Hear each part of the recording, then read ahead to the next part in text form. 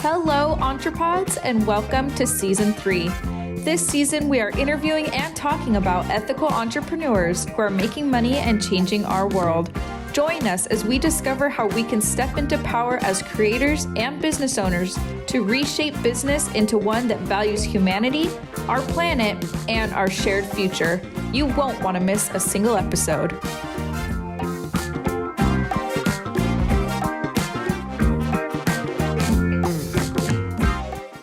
My first question is where did you get your keywords? If it's traditional SEO keywords, it's not based on your ideal client, and it's just based on what the average person searches for, which isn't necessarily your client.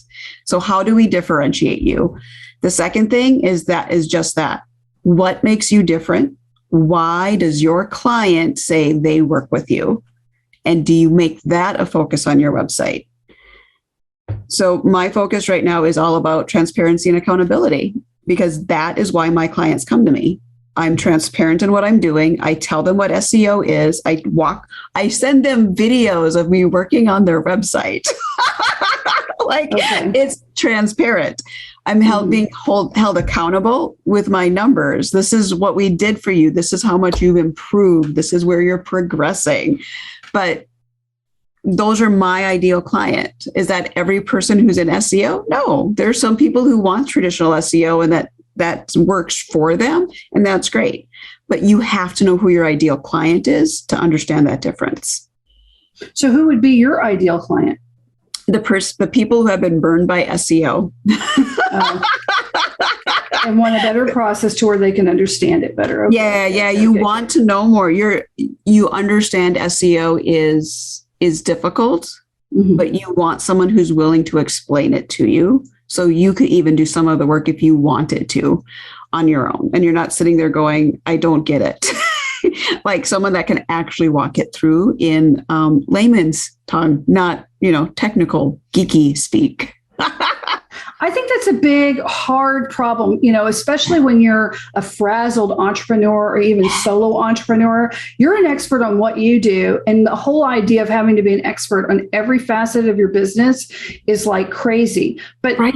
As a consultant, if I come in, I'm like, you don't have to do it, but you have to have a general knowledge of kind of what you're looking for. Yep. Think of yourself as almost like a top level recruiter. A top level recruiter doesn't know how to be an engineer or a graphic designer or how to do that. What they know or is the basic, they have to, you can give them a job. And the first thing the recruiter is going to do is ask the expert, what are some of the things they have to answer a question with?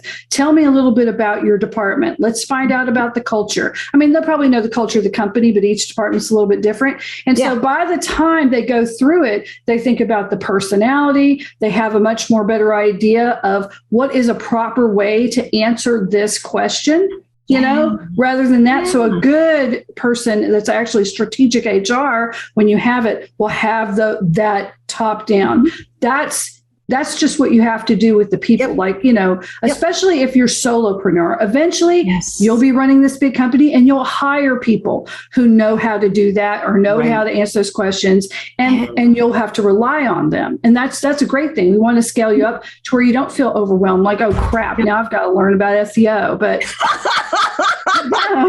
you don't. That's why you need to get other people to do it. Because I'm going to guarantee you, as a small business owner or even a solopreneur, that you're going to spend more money trying to do it yourself than if you would hire a real expert. Yeah. The problem is that if you're the type of person that understood that and you went and you interviewed and you got someone and they burnt you, well, then you're like, crap, if I would have just done it myself, I wouldn't be in this mess. And I get it.